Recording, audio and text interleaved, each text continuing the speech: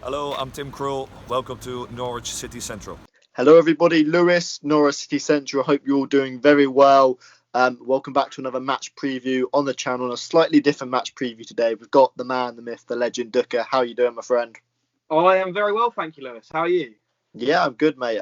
Firstly, I guess before we get into the preview, how have you been finding lockdown and kind of following Norwich throughout it all?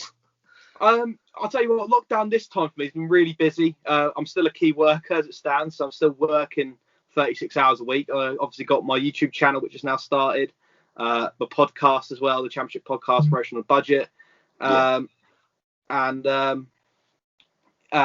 yeah, it's busy, busy, busy. Yeah, it's a bit manic, I can't lie. But following Yeah. Norwich throughout it, I mean, the past few weeks have been a bit disappointing, but prior to that, we've seen some really, really good team performances against like Bristol City. Well, both legs home and away.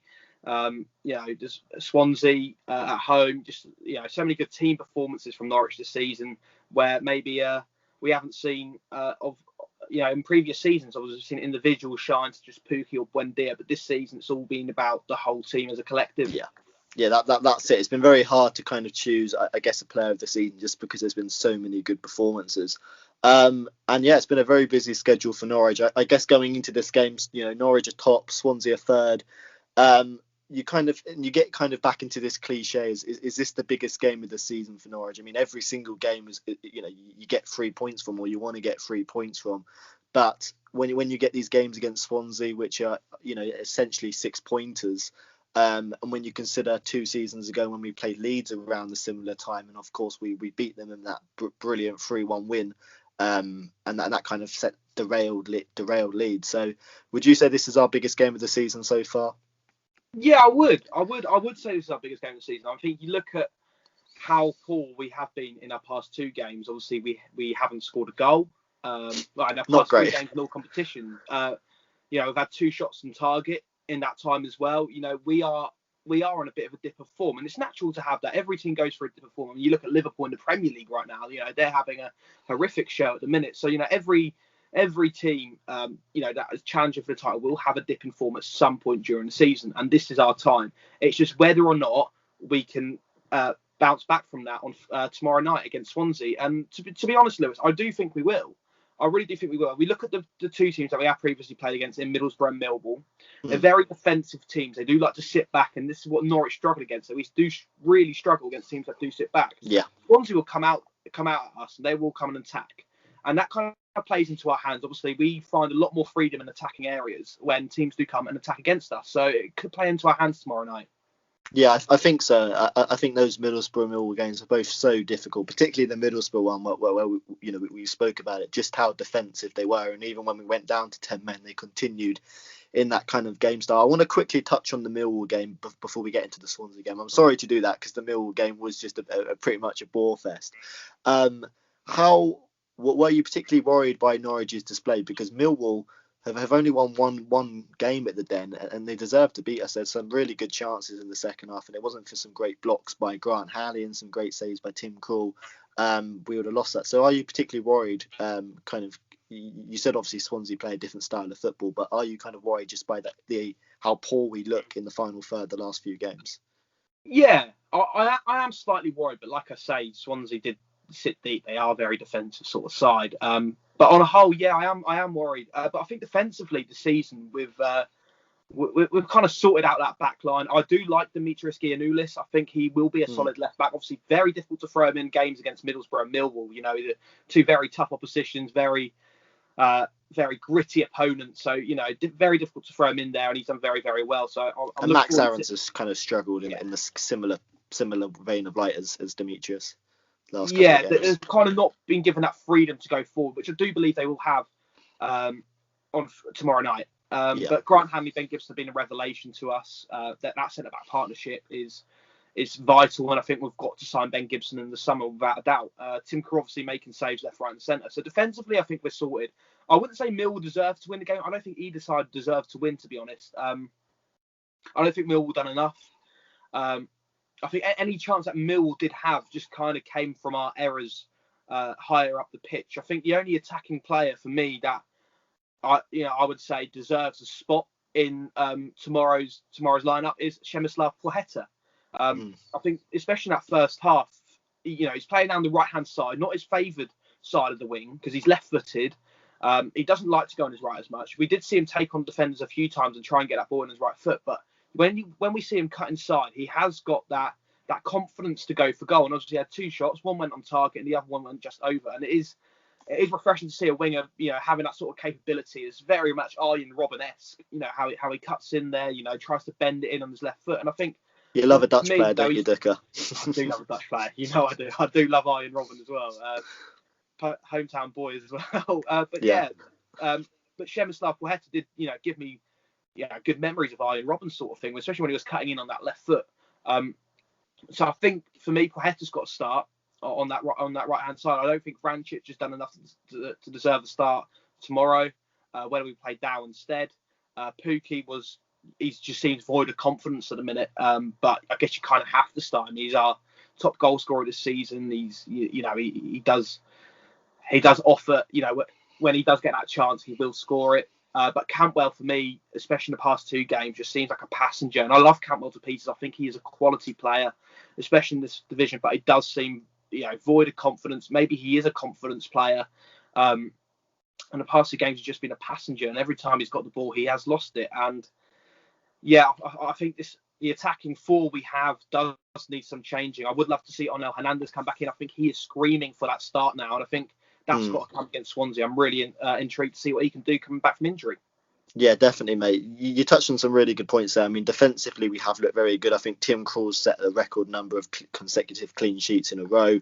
And Ben Gibson, as you said, at the back, he's been absolutely brilliant. Both him and Grant Hanley have been such a solid partnership. But I guess it is going forward where the last few games we have looked, shaky. And that was kind of a surprise because if you looked at our summer business, we had so much kind of squad depth and we looked really good in those attacking areas in terms of that squad depth. And I did want to touch on Płacheta actually because I've seen him get a lot of slander on Twitter and things like that. And I'm so glad, mate, you've actually come out and praised him because for me, when I've watched him in the last few games, okay, yes, his end product has been quite poor, but he is making chances for us. His pace is causing teams problems. And although his end product's not quite there, you've got to consider he's still a youngster. I think if he was English and he was, he would be given more time. So he's come to a new country, and as you say, he's creating chances. His pace is causing problems. As you said, would you start him against Swansea?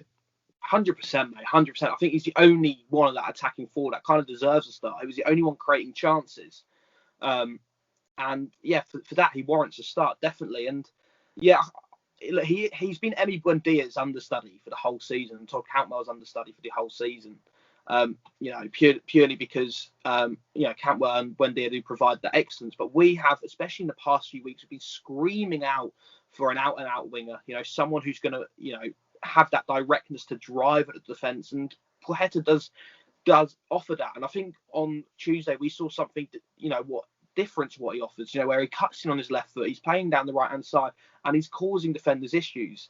And it is just a shame that maybe Cantwell wasn't on the same wavelength as him that night. Vrancic wasn't really at his best. Pukki looked void of confidence.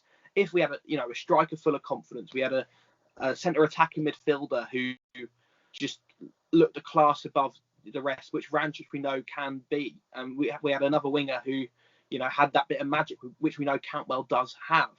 If we have that all together as a collective, I believe we would have beaten Millwall. But I think there is a confidence issue in the side at the minute, and I think potentially we have been found out. Maybe Farke's tactics have been found out, and we know that Daniel Farke is very reluctant to go with a plan B. But like I say, Swansea are more of an attacking side, which kind of does play into Norwich's hands how we play. Yeah, exactly. And moving on to Swansea, you've touched on it. Of course, this is probably going to be a different game where Swansea potentially might even have more of the ball than us, and they're going to try and play football.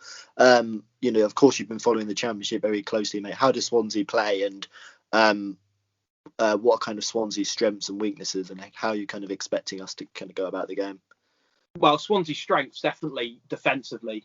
They're going to be, no matter how attackers they'll come, they'll be very difficult to break down. And we've got to be very, very clever and very quick in the final third with that decision making to be able to outsmart them. Obviously, Mark Wade, the centre half, has been brilliant. Freddie Woodman, the goalkeeper, obviously the most clean sheets in the league at the minute, I believe. I think with 14 or 15 now. I can't remember exactly, but he's been excellent. The two fullbacks as well for Swansea, they like to get forward. They're Connor Roberts, fair few assists this season, has chipped in with a few goals as well. He's been one of the standout players in the league this season.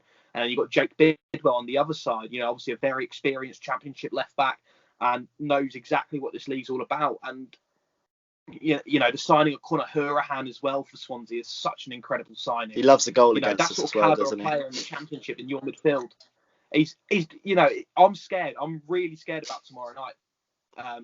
Purely because the attack they've got as well. Andre Ayew is not a Championship footballer. He's Premier League quality, and Jamal Lowe, who's been on fire this season as well. It's going to be a really, really difficult contest, and it's going to be an intriguing one for sure. Yeah, definitely. I mean, in the reverse fix, you said we had a good team performance against Swansea, and I think we did. But Swansea came and they played some really good football, and Tim Krul had to make a good few saves, and it was of course Marcus Dupin who got the goal. So yeah, expecting another really tight contest. And as we said, this is probably the biggest game of the season so far. It's a 6-pointer. Norwich are of course 5 points ahead of Swansea, but Swansea do have a game in hand. It kind of feels very similar to Leeds 2 seasons ago. That's just my viewpoint of how massive this game is on a Friday 8:15 kickoff.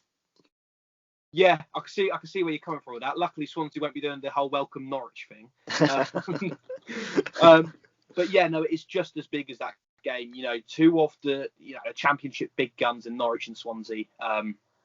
Swansea have had a very successful transfer window just going. And the team that they've got out now just really does scare me. And they've got quality in all areas of the pitch. And like I say, I think another player that we do miss dearly is Marco Stiepermann. And I think we saw how pivotal he was in that 2018-19 season where we won the league. Chipped in with so many goals, just was such an adverse centre attacking midfielder, something that the league had not seen before. Reminded me a lot of Anderson Talisca, the Brazilian centre attacking midfielder. Tall, strong, but had that power and drive to get the ball forward and pushing that final third. And we have missed that. I don't think Vrancic offers that. I think Vrancic is more of a technical player who can do some magic with the ball. But I think Marco Stiepermann is that grit, that sort of powerhouse that you need in that centre attacking midfield to kind of drive the ball up the thirds. And we have missed that this season. Like I say, I don't think he's actually regained that form ever since that Championship winning season. And we do miss him, and I hope he can get back from injury soon so we can have him back. Yeah, definitely, mate. I mean, in terms of the predicted lineup for Norwich for this game, for me, I'd personally go. I mean, Tim Krul, of course, and go, and then the back four picks itself with Demetrius, Ben Gibson, Grant Hanley, Max Aarons. I'd have Oliver skipping. I'd bring back Kenny McLean. I think we've kind of missed how dynamic he's been, and in January he's been one of our standout players. And then in terms of the attacking three, for me, I'd probably go for Pajeta. I still think he's creating lots of chances. Todd Cantwell and Onel Hernandez. I'd probably go with two wingers just because I feel like we've been a bit slow and we've kind of, as you say, we need to try and hit them maybe on the counter attack and just be a bit quicker in the final third with Pukki up front. What kind of is your predicted lineup, mate? What would you like to see us do against Swansea? Well, to be honest, mate, I think I can kind of see the same lineup sort of coming out that you've put out there. Tim Krul in goal, the same back four, 100%. I don't think Lucas Ripper's done anything wrong in the past two games. I think he's actually been very good. I think he was one of our standout players against Millwall, if I'm honest with you. But I do think, like you say, Kenny McLean is so dynamic. He can be defensive minded and he can get forward and chip in with goals and assists. And we need him. He's very much a box to box midfielder. The Scottish Yaya Toure. We do miss him, and I think obviously Skip alongside him goes without saying. Skip has been one of our most pivotal players this season. But yeah, Pajeta on the right, Onel Hernandez on the left, and obviously I said to you about dropping Cantwell, but now thinking about it, I would drop Vrancic. I don't think he's been as pivotal, and I think Kieran Dow hasn't impressed me when he has played. I think I don't think he warrants a start on Friday. And I do think we should put Cantwell in the 10. I think we do see with Cantwell, he does like to drift inside. If we stick him inside in that 10, he is someone that can drive forward the ball and hopefully can cause problems to the defence. And I think it goes without saying, Teemu Pukki will start up front. But I would like to see Adamida get some minutes. Definitely, yeah. Finally, mate, kind of score prediction and what's your thoughts and feelings going to this game? This is a difficult one. It's a really tough one to call, this game, isn't it, mate? You know, my head and heart are saying different things at the minute to me. But like I said, Swansea's sort of play, they will come out and attack us. They will want to score goals, and I do think that will kind of play into our hands. So obviously we're missing Buendia, we're missing that bit of quality, but I'm going to go with a 1-0 Norwich, a shithouse win. Is what I'm going to go with. My head's saying 2-1 Swansea, but my heart, which I always go with, saying 1-0 to Norwich. I love that, mate. I love that. Yeah, just on that Buendia point, of course, the red card means he's been missing for 2 games. This game against Swansea will be his second. Just how much have we missed him, mate? I see. This is the thing. I don't, especially at Bristol City game, we look at players that stood out. I don't think Buendia was one of them. Okay. And I think we can play quality football without Buendia. Don't get me wrong, we're going to miss him. He is by far the Championship's best player. But I think he maybe does need these sort of 2 games off just to rethink, because he hasn't been great. He hasn't really set the world alight since the new year. After the Barnsley game. After the Barnsley game. He hasn't really set the world alight. So maybe these 2 games off kind of will rejuvenate his form, hopefully, when he comes back into the starting lineup. But I think we can play good football without him. And we can win games without him. I do think so. Like I say, the season has been more about the team as a collective than individuals itself. So, yeah. Yeah, definitely, mate. In terms of my predictions for the game, I've been so impressed with how we've been doing defensively. I think Ben Gibson and Grant Hanley have been great at the back. And just going forward, obviously, not having too many shots on targets, not having too many goals. I just think we need to just be a bit more unpredictable in the final third, just be a bit quicker and precise. And I'm not too worried yet. But yeah, just a bit more unpredictability in the final third. I'm going to go with a 1-1 draw, mate. It's a really tough one to call. Finally, mate, where can people check you out on YouTube? So my channel is Doeke Dobma, which is my name. So go subscribe over there. And then I've also got my Championship podcast called Promotion on a Budget. Go check it out there. Weekly podcast all about the best league in the world, which is the Championship. You can also find me on Twitter at Dobma Doeke. You can also find me on Instagram at Doeke Dobma 2. So yeah, that is it. Awesome. I'll leave the links in the description. Really looking forward to this game, mate, and let's hope we get 3 points. And it's an absolutely big one. Thanks for watching, guys. Subscribe to Norwich City Central. We'll see you later. See you later, guys. Thanks for having me on.